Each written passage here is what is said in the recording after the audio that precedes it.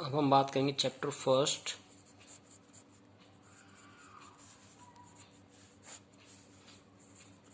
शीत युद्ध का दौर। ये पार्ट सेकंड है, ध्यान रखना आप, पार्ट सेकंड। इससे पीछे मैंने कुछ क्वेश्चंस कवर कराए थे पिछली वीडियो के अंदर। एक तो था क्यूबा मिसाइल संकट क्या है,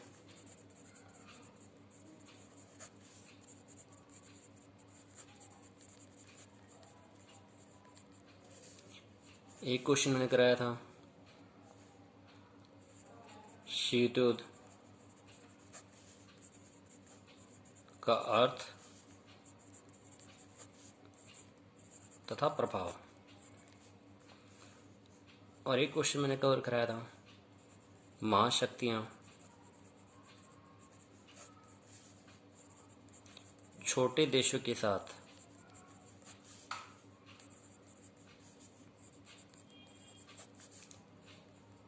गठबंधन क्यों करती हैं। तो ये मैंने पार्ट वन के अंदर क्वेश्चंस कवर करा दिए। अब हम बात करेंगे पार्ट टू की। अब यहाँ पे पहला ही क्वेश्चन बनता है, इंपॉर्टेंट है,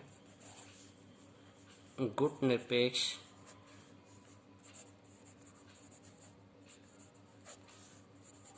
आंदोलन क्या है, या फिर गुट निरपेक्षता का अर्थ समझाइए।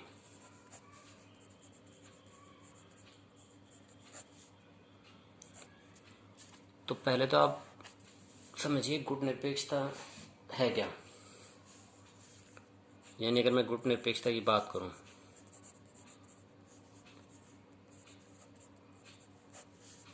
तो गुट निरपेक्षता का अर्थ है किसी भी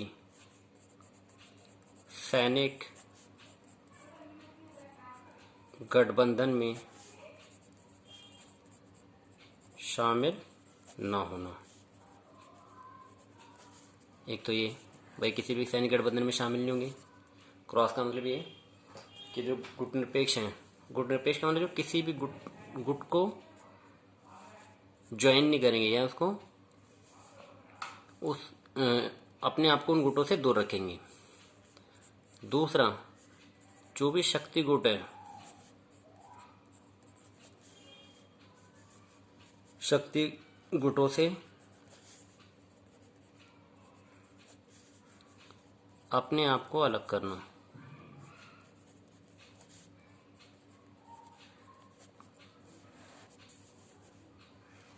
एक तो ये। अब इसकी शुरुआत कब हुई थी? शीत युद्ध के समय इसकी शुरुआत हुई थी। यानी जब शीत युद्ध चल रहा था, शीत युद्ध के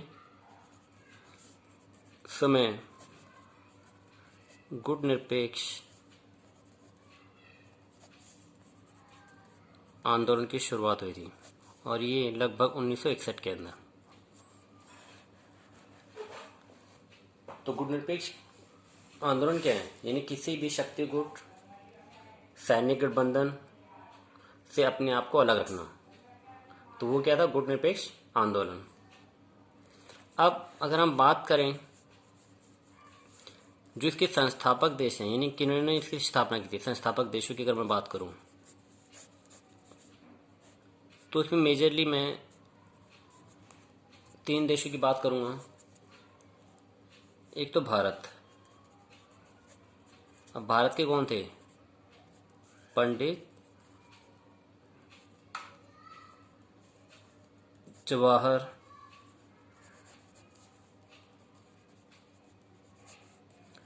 लाल नेहरू। एक तो ये इसमें शामिल थे। दूसरा, मिस्र की अगर हम बात करें तो मिस्र के थे Gamal Abdul Nasir. Gamal Abdul Nasir.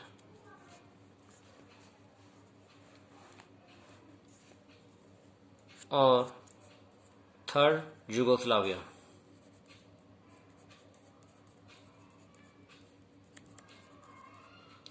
Yugoslavia के कौन से थे? Joseph bras Tito. Joseph bras Tito. तो संस्थापक देशों में यानी कि जो गुटनिरपेक्ष आंदोलन है उसकी शुरुआत करने में भारत, मिस्र, यूगोस्लाविया के इन राष्ट्र अध्यक्षों का बहुत बड़ा हाथ रहा है। मीन्स इनका बहुत महत्वपूर्ण रोल इसके अंदर देखने को मिला है। यानी इन देशों ने गुटनिरपेक्ष आंदोलन की शुरुआत की थी और शुरुआत करने के पीछे इनका उद्देश्य था कि भी जो भी सैनिक गुट हैं, चाहे वो अमेरिकी गुट हो या सोवियत संघ गुट हो और सैनिक गठबंधन जैसे नाटो, सीटो, सैंटो, इनसे अपने आप को दूर रखना। तो एक चीज़ और ध्यान रखना, यहाँ पे मैं साइड में लिख भी देता हूँ, यानी सैनिक गठबंधन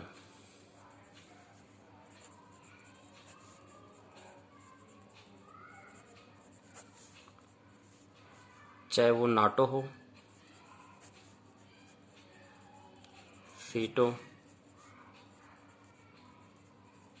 सैंटो या फिर वार्सा पैक्ट,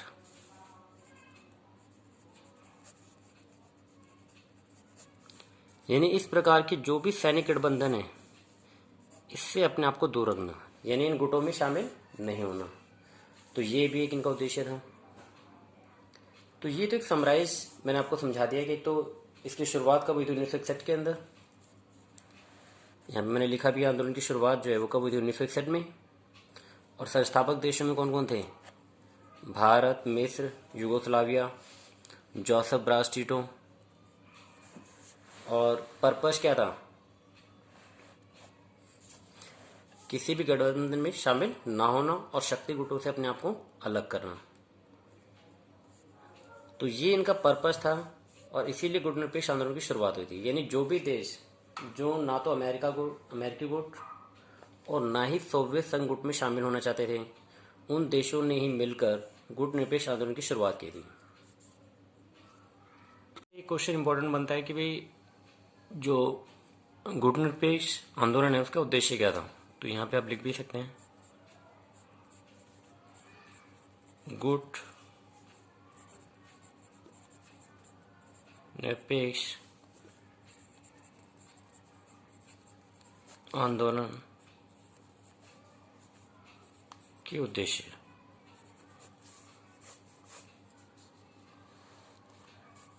तो इसमें आप पहला उद्देश्य आप लिख सकते हैं, विकासशील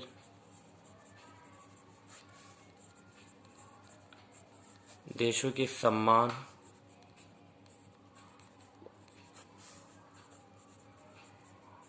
प्रतिष्ठा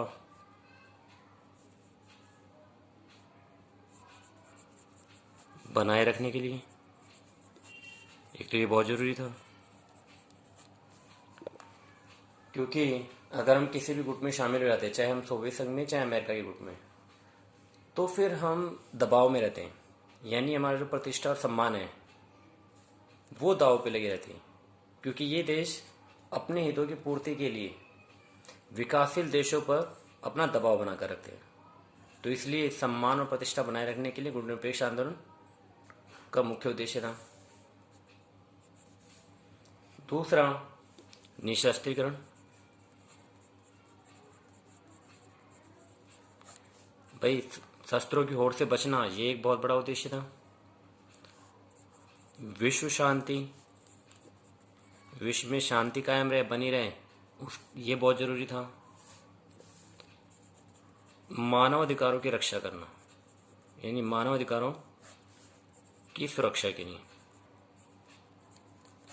क्योंकि आप जानते हैं ये जितने भी गुट थे, ये सैनिक गुट थे, इन्होंने युद्ध के अंदर बहुत कई बार मानव अधिकारों का उल्लंघन किया है। यानी बेगुनाह नागरिकों की जान गई है युद्ध के अंदर। तो इसलिए भी गुटनिरपेक्ष आंदोलन बहुत महत्वपूर्ण माना गया।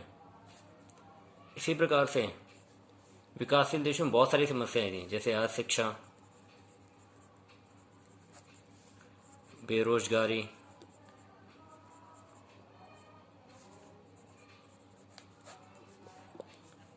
आर्थिक असमानता,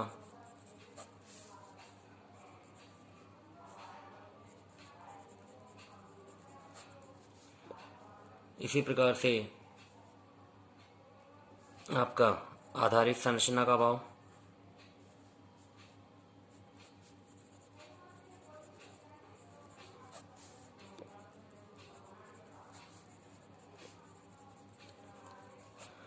तो इन देशों की सामने ये बहुत सारी समस्याएं थी, यहाँ शिक्षा, बेरोजगारी, आर्थिक समानता, असमानता, आधारिक संरचना का अभाव। तो इन सभी समस्याओं को हल करने के लिए भी किसी भी गुट में शामिल ना होना, ये गुटनिरपेक्ष आंदोलन का उद्देश्य था। तो ये बहुत इंपॉर्टेंट क्वेश्चन भी है, उससे डिफरेंट डिफरेंट तरह से क्वेश्चन पूछते हैं कि भाई भारत के गुटनिरपेक्ष आंदोलन में शामिल होने के क्या कारण थे, गुटनिरपेक्ष आंदोलन के उद्देश्य क्या थे, या फिर गुटनिरपेक्षता का अर्थ क्या है, गुटनिरपेक्ष आंदोलन की शुरुआत कब हुई। इसी प्रकार के क्वेश्चन भाई इसके संस्थापक देशों के नाम बताइए। तो ऐसे अलग अलग फॉर्म में क्वेश्चन को पूछते हैं। बाकी नेक्स्ट वीडियो में मैं बाकी जो इंपॉर्टेंट क्वेश्चन थे इसी चैप्टर के वो कवर करने वाला हूँ। ऐसे ही क्वेश्चन में पूछ सकता है कि भी जो भारत है, यानी भारत ने गुटनिरपेक्ष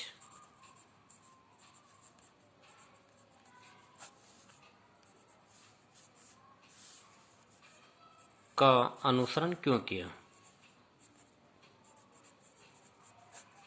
अनुसरण बोलो या अपनाने के कारण।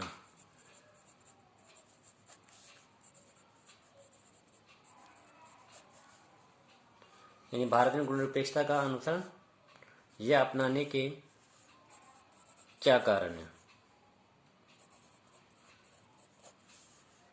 तो इस तरीके से भी क्वेश्चन आपसे पूछ सकते हैं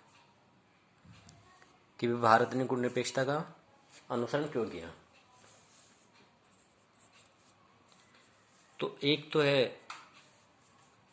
स्वतंत्र नीति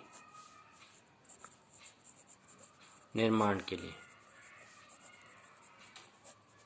यानी भारत चाहता था कि वो अपनी स्वतंत्र नीतियों का निर्माण कर सके, यानी उस पर किसी तरह का दबाव ना हो और अपनी वो स्वतंत्र विदेश नीति अपना सकें।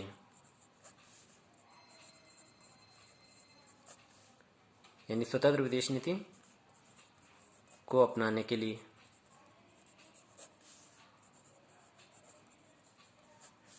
दूसरा आर्थिक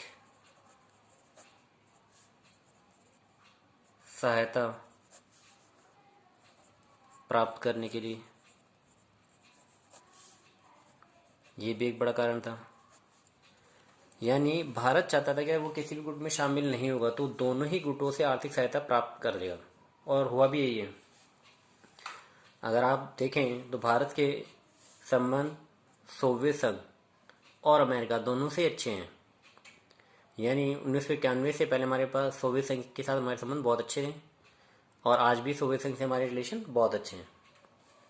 और 1991 के बाद हमारे अमेरिका के साथ भी काफ़ी झुकाव देखने को मिला। यानी हमने दोनों ही देशों से आर्थिक सहायता प्राप्त किए, हथियार प्राप्त किए हैं, तकनीक का सहयोग प्राप्त किए हैं। तो एक ये कारण था आर्थिक सहायता प्राप्त करने के लिए, इसलिए भारत किसी भी गुट में शामिल नहीं हुआ। दूसरा, अपने संसाधनों की सुरक्षा के लिए, यानी अपने संसाधनों को सुरक्षित रख सके। क्योंकि आपने देखा होगा जो ईस्ट इंडिया कंपनी थी वो भारत से क्या करती थी, जो कच्चा माल था या यहाँ से जितने भी हमारे संसाधन थे उन संसाधनों को क्या करते थे, निर्यात करते थे भारत से। तो अपने संसाधनों की सुरक्षा करने के लिए भी भारत ने क्या करा, गुटनिरपेक्ष नीति का अनुसरण किया। यानी हमने गुटनिरपेक्षता का अनुसरण किया। विश्व में शांति व सुरक्षा बनाए रखने के लिए, यानी विश्व में शांति और सुरक्षा बने, इसके लिए भी भारत ने गुट निरपेक्षता की नीति का अनुसरण किया। तो ये इंपॉर्टेंट कुछ ऐसे पॉइंट्स थे जिसमें हम कह सकते हैं कि भारत के गुट निरपेक्षता की नीति का अनुसरण करने के पीछे क्या क्या कारण थे।